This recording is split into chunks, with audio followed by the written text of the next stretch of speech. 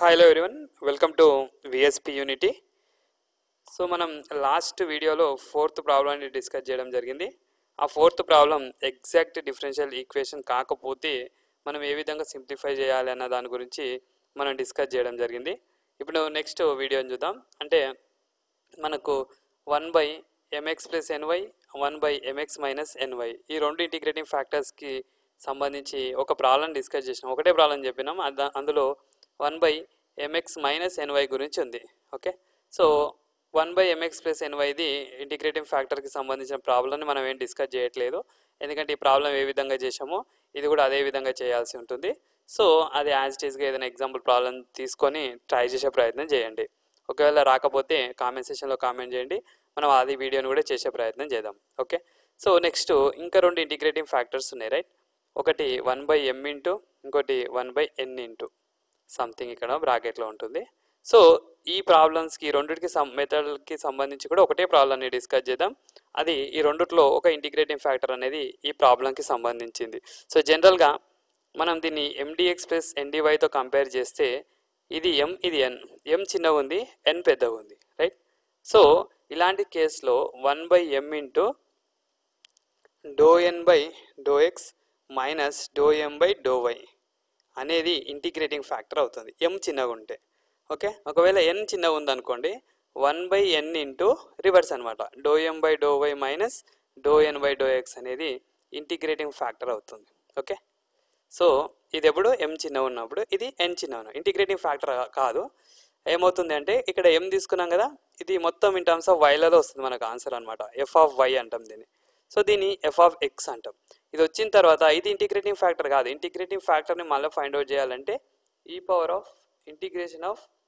f(y) dy లేదా e⁻∫ f(x) dx అనేవి integrating factors అవుతాయి. Okay okay, so e⁻∫ f(y) dy అనేది integrating factor అవుతుంది ఫంక్షన్ ఇన్ టర్మ్స్ ఆఫ్ వైలో ఉంటే.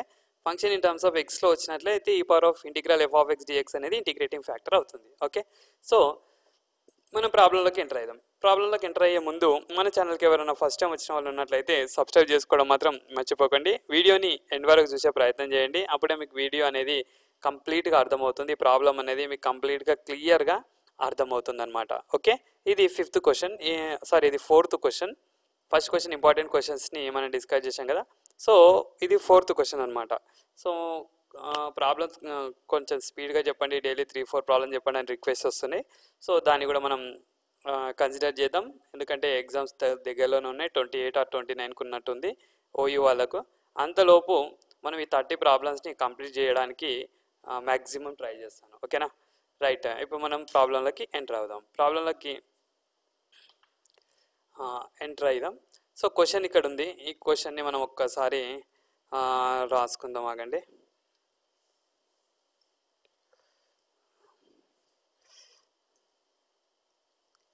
Right, so ఇక్కడ క్వశ్చన్ ఉంది. ఈ క్వశ్చన్ మనం ఏ విధంగా సింప్లిఫై చేయాలన్నది మనం స్టార్ట్ చేద్దాం.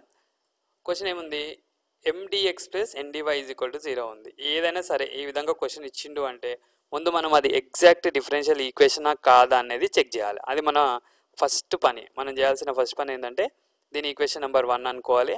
1 is in the form of mdx + ndy అనే ఒక లైన్ రాస్తాం. mdx + ndy = 0 ఫామ్లో ఉంది.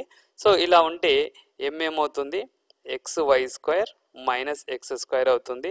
n ఏమవుతుంది? 3x²y² + x²y - 2x³ + y² అనమాట. ఓకే, సో మనం ఎగ్జాక్ట్గా కాదు ఎలా చెక్ చేస్తాం? ∂m/∂y చేస్తాం, ఇక్కడ ∂n/∂x చేస్తాం. ∂m/∂n అంటే partial derivative with respect x, partial derivative with respect y అనమాట. పార్షియల్ డెరివేటివ్ అంటే తెలుగులో ఏమంటాం? పాక్షిక అవకలనాలు అంటాం, రైట్? సో ఇది x, y²ని 2y అవుతుంది, x²కి డిఫరెన్సియేషన్ 0 అవుతుంది విత్ రెస్పెక్ట్ y చేస్తున్నాం కాబట్టి. 2xy అనేది ∂m/∂y, విత్ రెస్పెక్ట్ x చేస్తున్నాం కాబట్టి 3y² కాన్స్టెంట్ అవుతుంది, x²కి 2x అవుతుంది. సో తెలుగులో ఎందుకు చెప్పడం జరిగింది అంటే ఇందాక ఒక కామెంట్ పెట్టిండు ఒక పర్సన్, పార్షియల్ డెరివేటివ్స్ ఏ విధంగా చేయాలి అని. సో మీకు తెలుగులో దాని మీనింగ్ తెలిస్తే మీకు ఈజీ అవుతుందని ఒకసారి తెలుగులో చెప్పడం జరిగింది. పాక్షిక అవకలనాలు. Okay. So 3 to 6 6xy² plus 2xy minus 6x². ఇది ∂n/∂x. రెండు ఈక్వలా మరి? ∂m/∂y is not equal to ∂n/∂x, right? So ఈ రెండు నాట్ ఈక్వల్ అయినాయి అంటే ఈక్వేషన్ 1 ఏమవుతుంది? ఎగ్జాక్ట్ డిఫరెన్షియల్ ఈక్వేషన్ కాదు. Therefore equation 1 is not an exact differential equation, not and exact differential equation. So ఇది ఎగ్జాక్ట్ డిఫరెన్షియల్ ఈక్వేషన్ కాకపోతే మనం ఏం చేయాలి? ఇంటిగ్రేటింగ్ ఫ్యాక్టర్ ఫైండ్ అవుట్ చేయాలి. సో ఇంటిగ్రేటింగ్ ఫ్యాక్టర్ని ఫైండ్ అవుట్ చేయడానికి మనకు మెథడ్స్ ఉన్నాయి. మెథడ్స్లో ఫస్ట్ మనం లాస్ట్ ప్రాబ్లంలో డిస్కస్ చేసినట్టు ఎక్స్ అనేది ఇక్కడ వై అనేది బయట, ఇక్కడ ఎక్స్ అనేది బయట ఉంటే 1/mx - ny తీసుకోవాలి. ఓకే, అది ఫిక్స్ అనమాట. 1/mx - ny అనేది అప్లికేబుల్ కాకపోతే 1/mx + ny తీసుకోవాలి.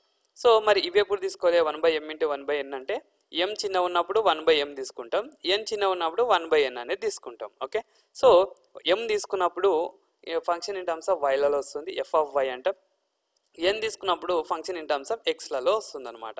అంటే ఇదంతా ఏందో మీకు అర్థం అవ్వలేదు అనుకుంటున్నాను. ఒకసారి చూడండి ఏం చేయాలి. ఓకే, సో మనం ఇక్కడ ఏం చిన్న ఉంది అంటే f(y) అనమాట. mdx కదా, dx x అన్నాం కదా, అంటే వైలలో వస్తుంది అనమాట. ఆ విధంగా సో 1/m × ∂n/∂x. ఇక్కడ m ఉన్నప్పుడు ఇక్కడ n ఉండాలి, రివర్స్ ∂n/∂x మైనస్ ∂m/∂y అనమాట. ఇది ఇంటిగ్రేటింగ్ ఫ్యాక్టర్ కాదు, ఇంటిగ్రేటింగ్ ఫ్యాక్టర్ నెక్స్ట్ వస్తుంది. 1/m అంటే ఏంటి? m అంటే క్వశ్చన్లో ఇచ్చిండు మనకు. క్వశ్చన్లో ఏమి ఇచ్చిండు? xy² - x², xy²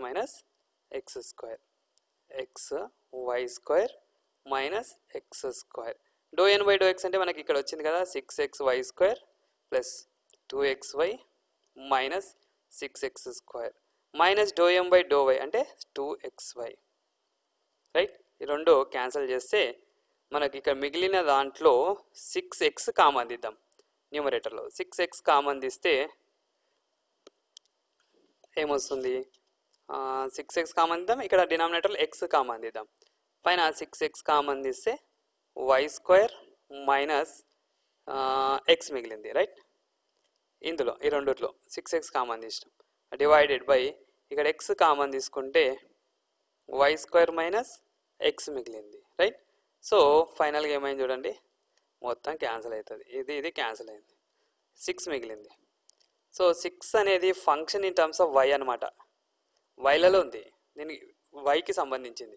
so integrating factor find out చేయాలి. ఇప్పుడు ఇంటిగ్రేటింగ్ ఫ్యాక్టర్ని ఏ విధంగా ఫైండ్ అవుట్ చేస్తాం? సో మనం m తీసుకున్నాం కదా, m తీసుకున్నాము అంటే దాని అర్థం ఏంటి? ఇంటిగ్రేటింగ్ ఫ్యాక్టర్ ఏమవుతుంది? Integrating factor is equal to e power of integral f(y) dy అవుతుంది. ఇది ఇంటిగ్రేటింగ్ ఫ్యాక్టర్ అంటే e power of integration of 6 dy అవుతుంది. 6 అనేది కాన్స్టెంట్, బయటికి తీసుకుంటే 1 ఉంటుంది, 1కి ఇంటిగ్రేషన్ y అవుతుంది, e పవర్ ఆఫ్ y అనమాట. ఈ ఇంటిగ్రేటింగ్ ఫ్యాక్టర్ని ఇచ్చిన డిఫరెన్షియల్ ఈక్వేషన్కి మల్టిప్లై చేయాలి. Integrating factor into equation number 1. Equation number 1 చూడాలి అంటే ఇచ్చిన క్వశ్చన్ ఏందన్నది ఇప్పుడు మళ్ళీ మనం చూడాల్సి ఉంటుంది.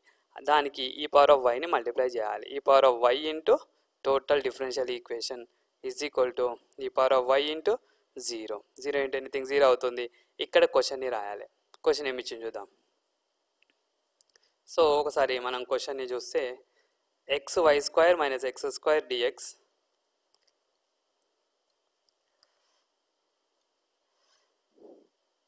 xy² minus x² dx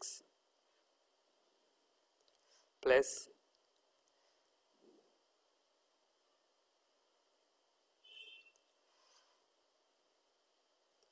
plus 3x² y²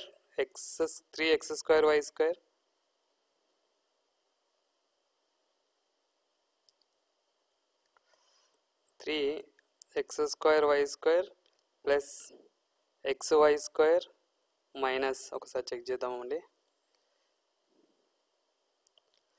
x² minus 2x³ plus y² x² y minus 2x³ plus y² 2x³ minus 2x³ plus y² 2x³ minus 2x³ plus y² 2x² minus 2x² plus y² 2x² minus 2x² plus y² 2x² minus 2x² plus y² 2x² minus 2x² x square y minus 2x plus y cube, అంతేనా? మళ్ళీ sir చేద్దాం. Minus 2x cube plus y square, minus 2x cube plus y square. అబ్బా,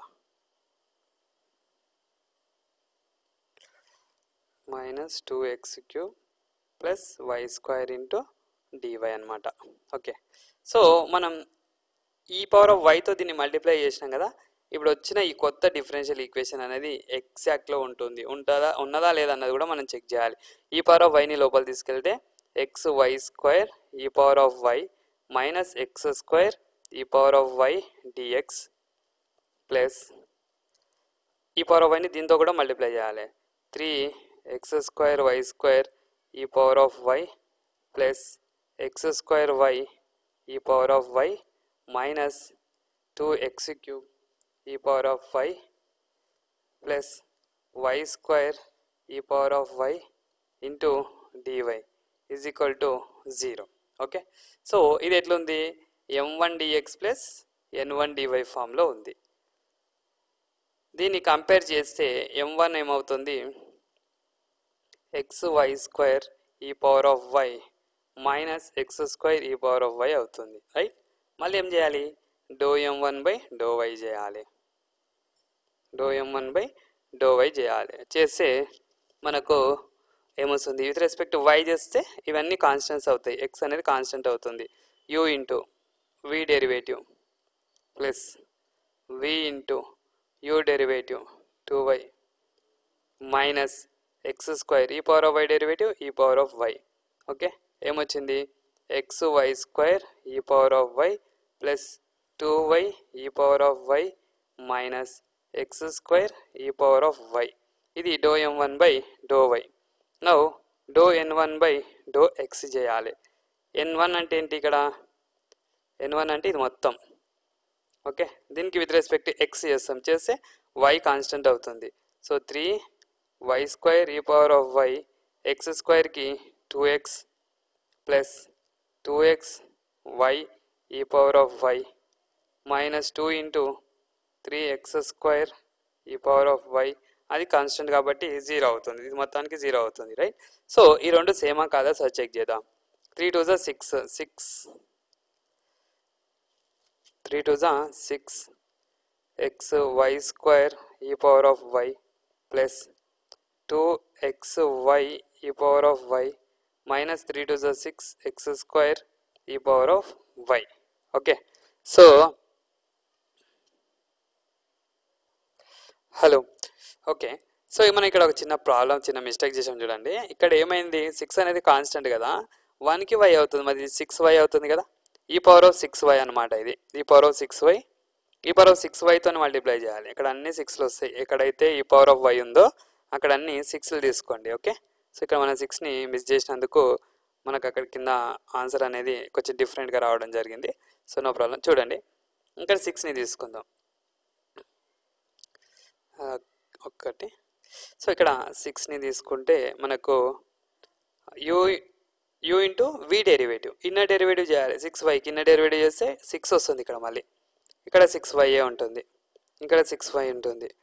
okay, ఇక్కడ 6y ఉంటుంది, ఇది 6y. With respect to y చేస్తున్నాం కదా, ఇక్కడ కూడా ఇన్నర్ డెరివేటివ్ 6 వస్తుంది, అంటే ఇంటూ 6 అనమాట. దీనికి ఇక్కడ ఒక 6y వస్తుంది, ఇక్కడ 6 వస్తుంది, ఇక్కడ 6y వస్తుంది. ఓకే, అన్ని 6లు తీసుకోవాలి. ఇక్కడ 6y వస్తుంది విత్ రెస్పెక్ట్ టు ఎక్స్ కాబట్టి ఇది నో ప్రాబ్లం. ఇక్కడ 6y వస్తుంది, ఇక్కడ కూడా 6y వస్తుంది. సో ఇది మనకు నో ప్రాబ్లం అనమాట. ఈ రెండు సేమా కాదా చెక్ చేద్దాం.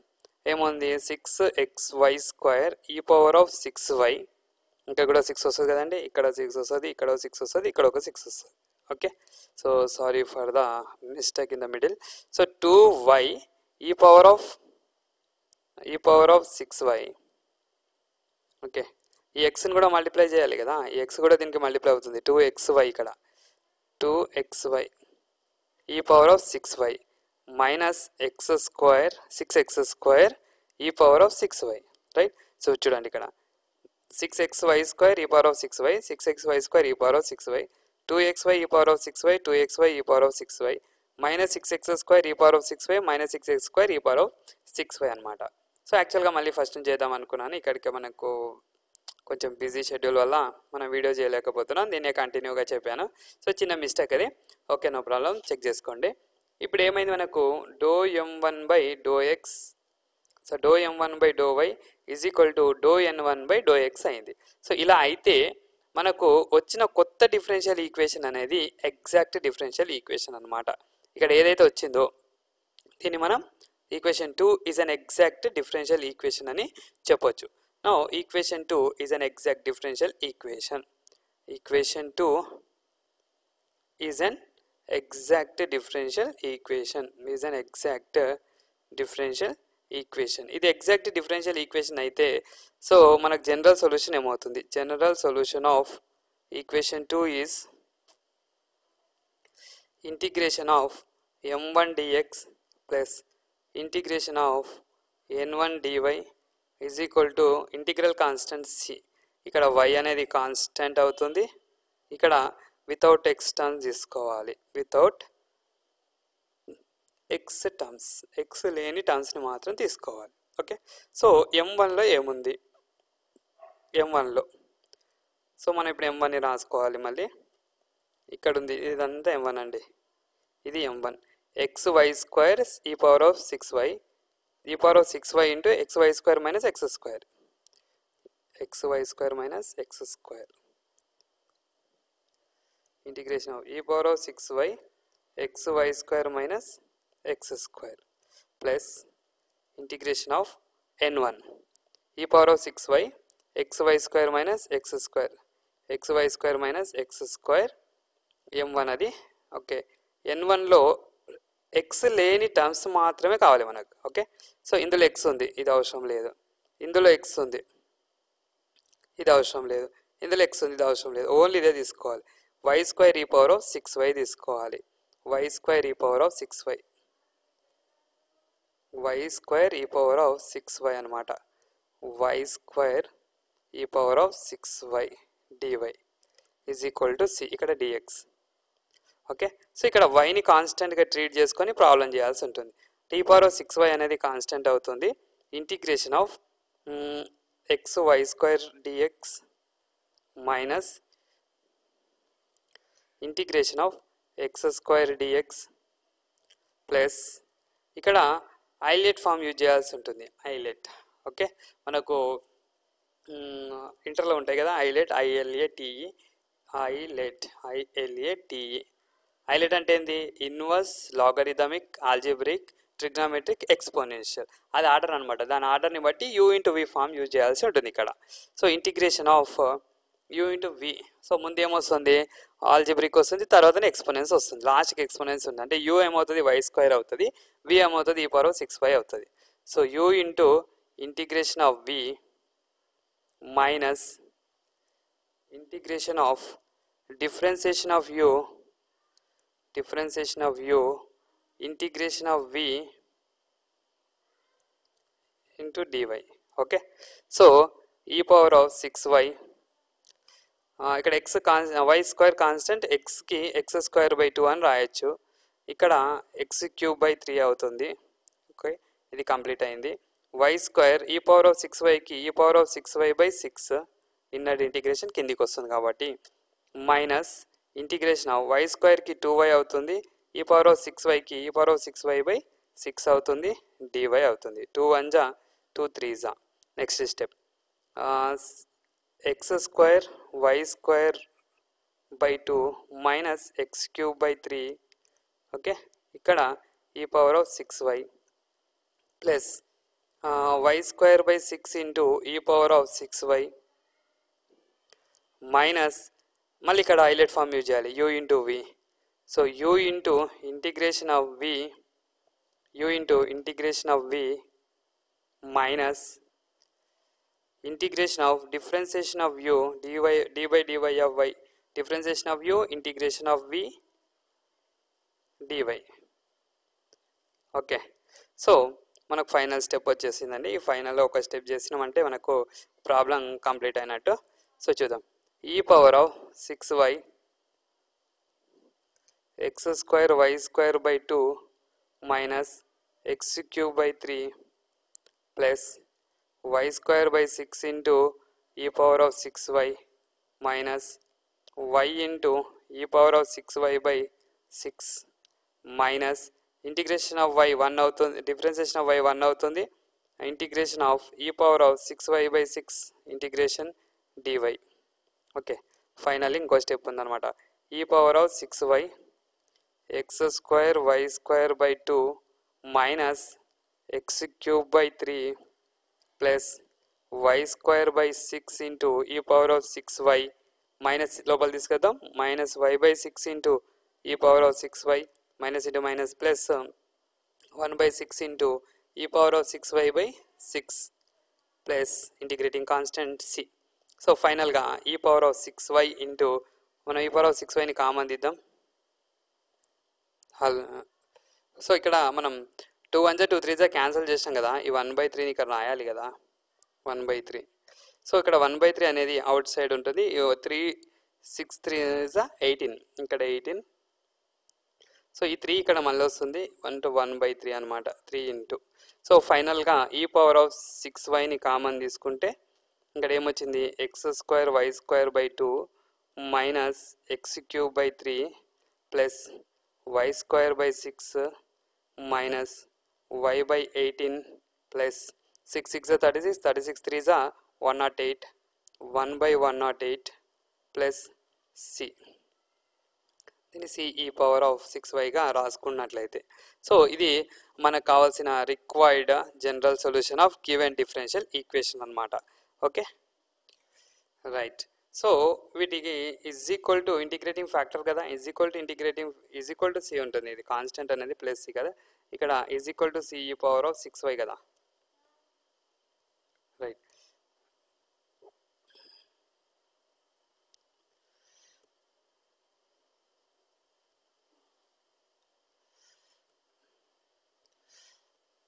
కొంచెం వర్క్ ఉందండి, అందు గురించి మనకి ఇలా ప్రాబ్లం అవుతుంది. No problem. E power of c e power of 6y or కాన్స్టెంట్ని మనం ఏదైనా రాసుకోవచ్చు అండి, దాని నో ప్రాబ్లం. అది ఈ 6y ఈ సీనే తీసుకోండి, ఇంటిగ్రేటింగ్ కాన్స్టెంట్ మనకు అన్ని ప్రాబ్లమ్స్కి తీసుకున్నట్టుగా సి తీసుకోండి. ఓకే, సో ఇది మన ప్రాబ్లం. మెథడ్ ఇంపార్టెంట్ అండి, ఇదే క్వశ్చన్ ఎగ్జామ్లో రాదు, ఇలానే ఏమి ఉండదు. సో మనం ఏం చేయాలి, మెథడ్ అనేది important. mdx plus ndy is equal to 0 ఫామ్లో ఇచ్చిన క్వశ్చన్ ఉంటుంది, దాని నుంచి మనం ∂m by ∂y ∂n by ∂x చేస్తాం. ఇవి రెండు ఈక్వల్ అయితే ఎగ్జాక్ట్గా ఉంటుంది, డైరెక్ట్గా ఇంటిగ్రేషన్ ఎంత జనరల్ సొల్యూషన్ రాస్తాం. నాట్ ఈక్వల్ అయితేనే మళ్ళీ ఇంటిగ్రేటివ్ ఫ్యాక్టర్స్ ఫైండ్ అవుట్ చేయాల్సి ఉంటుంది. మనకు ప్రీ డిఫైన్ ఇంటిగ్రేటివ్ ఫ్యాక్టర్స్ గురించి మాట్లాడలేం. ఇంటిగ్రేటివ్ ఫ్యాక్టర్స్ని 4 వేస్లో ఫైండ్ అవుట్ చేస్తాం. mx minus ny, mx plus ny, 1/m into 1/n into m చిన్న ఉంటే 1/m, n చిన్న ఉంటే 1/n తీసుకుంటాం. ఇక్కడ m చిన్న ఉంది కాబట్టి 1/m తీసుకున్నాం. సో m తీసుకున్నప్పుడు ఇది f ఆఫ్ yలో ఉంటుంది, n తీసుకున్నప్పుడు f ఆఫ్ xలో ఉంటుంది. m తీసుకున్నప్పుడు ఈ power of integral f of y dy అనేది ఇంటిగ్రేటింగ్ ఫ్యాక్టర్ అవుతుంది. n తీసుకున్నప్పుడు ఈ power of integral f of x dx అనేది ఇంటిగ్రేటింగ్ ఫ్యాక్టర్ అవుతుంది. ఇంటిగ్రేటింగ్ ఫ్యాక్టర్ని ఇచ్చిన డిఫరెన్షియల్ ఈక్వేషన్కి మల్టిప్లై చేస్తే అప్పుడు ఈ రెండు ఈక్వల్ అవుతాయి. ఈక్వల్ అయితే మనం ఏం రాసాం, ఎగ్జాక్ట్గా కన్వర్ట్ అవుతుంది కాబట్టి జనరల్ సొల్యూషన్ రాయడం జరుగుతుంది. ఇది మనకు స్టోరీ అనమాట, దీనికి సంబంధించిన story. I hope all you understand. ఈ వీడియో కనుక మీకు నచ్చినట్లయితే లైక్ చేయండి, షేర్ చేయండి. ఏదైనా డౌట్ ఉంటే కింద కామెంట్ సెక్షన్లో కామెంట్ చేసే ప్రయత్నం చేయండి. Thank you for watching. Have a nice day.